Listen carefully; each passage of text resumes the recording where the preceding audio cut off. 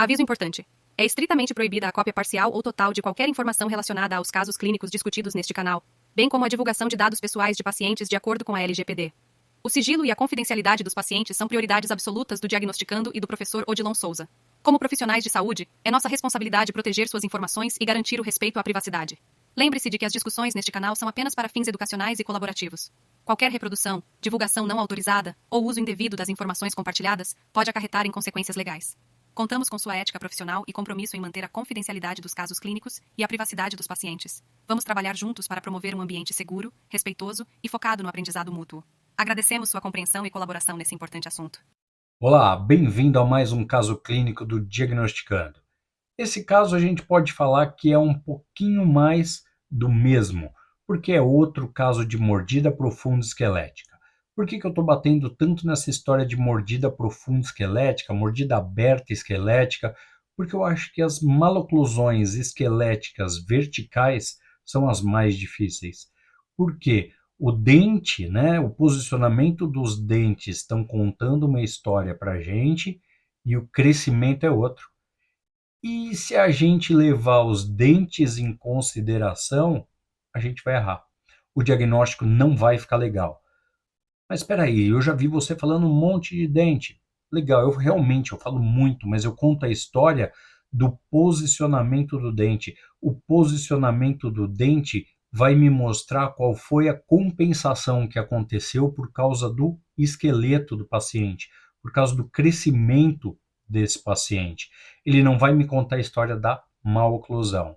Então vamos dar uma olhadinha nesse caso, porque eu acho que ele é bem interessante, assim, por mais que ele também é de discrepância vertical, pelo mais que ele é de crescimento, de mordida profunda esquelética, eu acho que ele tem bastante história para contar para a gente e para sedimentar alguns conceitos. Legal? Então, bora ver esse caso. Bom, essa paciente se apresenta no consultório com aquela queixa clássica do paciente com mordida profunda esquelética. Falta de exposição dos dentes inferiores ao sorrir, né, até ao falar, e traumatismo periodontal atrás dos incisivos. O que é mais difícil sempre nesse caso? Pouquíssimo apinhamento. Então, quando a gente tem muito apinhamento, é muito fácil da gente motivar o paciente. Essa paciente é um pouco mais difícil de motivar. Lembra, aumenta a dimensão vertical dela, às vezes com um rolete de algodão.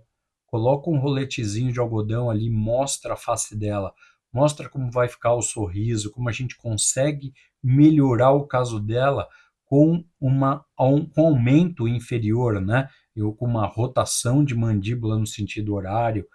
Temos que mostrar para essa paciente o quanto a gente consegue melhorar o caso dela, porque ela precisa dessa motivação, porque ela chega no consultório achando que o tratamento é muito rápido, né? Pô, eu não tenho apinhamento, não tenho nada, né? Só preciso melhorar pouquinha coisa. E aí o tratamento se carrega muito tempo, por causa que a gente tem uma musculatura muito farta e complica muito a nossa vida. Então, muito cuidado para diagnosticar legal essa paciente, para a gente conseguir motivar também melhor essa paciente, tá? Então, olha só, aqui a gente já vai fazer uma análise frontal e análise de perfil. O que eu quero mostrar nessa foto sorrindo é de novo, ó, o corredor bucal que está ali um pouquinho mais escuro, olha só. Então, toma cuidado com isso, tá? Dá para a gente melhorar muito isso aqui só com o aparelho ortodôntico. Isso aqui me demonstra uma certa atresia, tá? Então dá para a gente melhorar. É uma das coisas que a gente vai mostrar para a paciente. Outra coisa, quando ela sorri, ó, o bigode chinês ou o suco nasogeniano, muito marcado, fica muito marcado.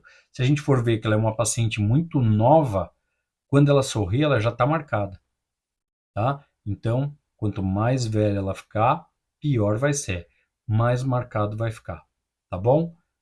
Olha a análise de perfil dessa paciente, a análise frontal. Os terços dela aqui na análise frontal parecem estar equilibrados. Eu acho que um inferior, um mínimo de diferença, tá? Então não é nada que chamaria muito a atenção para o nosso diagnóstico, mas o perfil que é complexo, hein? Olha só, um perfil de padrão 2. Então a gente vai ter um padrão 2 nessa paciente, né?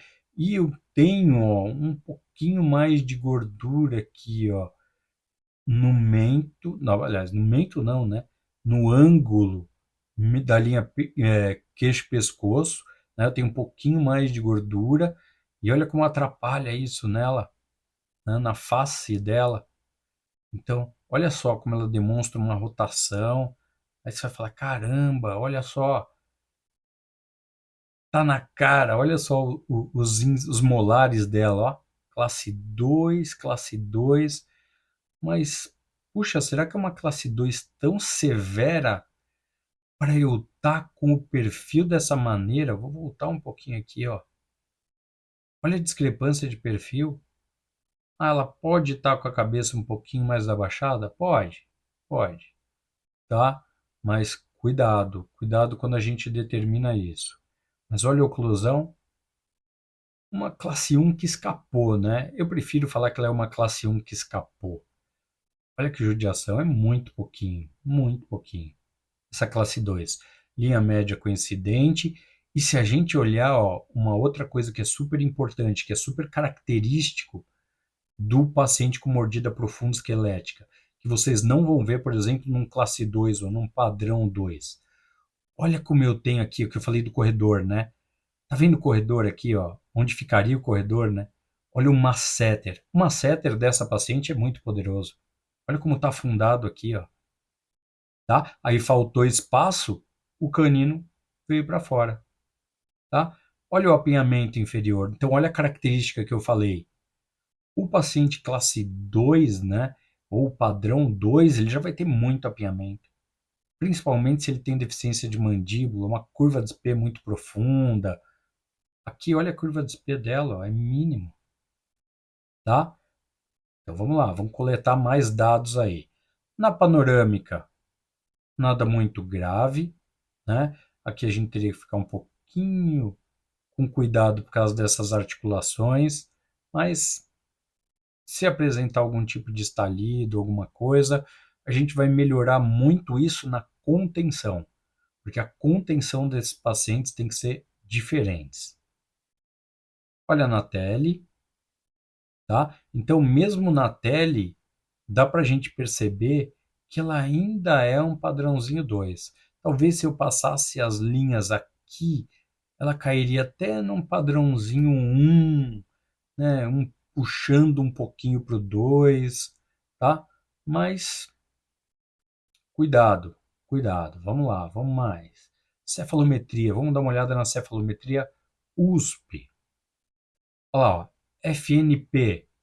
Opa, o ponto P dela tá para frente. Olha só, tá me dando que a mandíbula dela tá para frente do padrão e bastante, hein? O NAP, aí não, ó. O NAP tá 4, quer dizer, tá mais côncava. Aí, ó, SNA 82, SNB 78. Também, ó, tá me falando que a mandíbula tá ou rodada, né? Ou ela tá para trás mesmo. Um ANB de 4 e o SND também, ó, um pouquinho aumentado. Então, me falando em crescimento sagital desequilibrado com maxila bem posicionada. Por que bem posicionado? Olha o SNA. Legal? E mandíbula retruída. Só que ela está retruída em relação à base do crânio. Cuidado, ó, porque o P está para frente e o D também está para frente. Só no B que ela está retruída. Então vamos ver o que está acontecendo aí. Crescimento vertical dela, eu já dei um spoilerzinho, né? Já falei que é um casinho de mordida profunda, então, ó, eu tenho que estar com esses dados diminuídos. Então, ó, NSGN, o eixo Y diminuído, plano mandibular com base do crânio 31, né? Não dá nem para falar que está diminuído. O que vai estar aqui, ó, aumentado é com o plano oclusal e com o plano oclusal também bem diminuído. Nada que eu vou levar muito em consideração, eu vou levar aqui, ó, principalmente o NSGN e o NSGOGN, que seria a base do crânio com plano mandibular. Depois os dentes contam histórias para a gente, então olha só, ó, olha o posicionamento, um ponto NS, um pouquinho só vestibularizado, ó, um mínimo, um ponto NA, o mínimo, aí sim, ó, pouquinha coisa protuída, olha o NB, tá bem lingualizado, mas ó, protuído, aqui ó, um pouquinho vestibularizado, o incisivo superior, e aqui também. Então, ó, incisivo superior bem posicionado e o inferior em relação ao NB, parece que ele está lingualizado. Depois, tecido mole, aquilo que eu falei. Quando o paciente tem um problema esquelético, a tendência é o tecido mole estar ruim. Então, olha só, 6, e aqui o H-nariz até que tá bom, ó, 9, tá? Depois, mento ósseo, aqui está bem desenvolvido, a eminência só um pouquinho ruim. Então, vamos colocar desenvolvido, tá bom? Ó, tecido mole desarmônico e mento ósseo, tá bom. Depois, triângulo de Tweed, olha só. O FMA, plano de Frankfurt, com mandibular bem diminuído. FMIA, relação do incisivo inferior, mas olha o ímpar. Também, ó, agora ele deu vestibularizado. Né? O 1NB deu bem lingualizado e agora deu vestibularizado. Vamos ver o que rola com a nossa cefalometria, com o nosso diagnóstico funcional. Vamos ver o que aconteceu com o paciente de verdade. Olha lá, ó, o ímpar deu um pouquinho aumentado, né? 87 deu 90.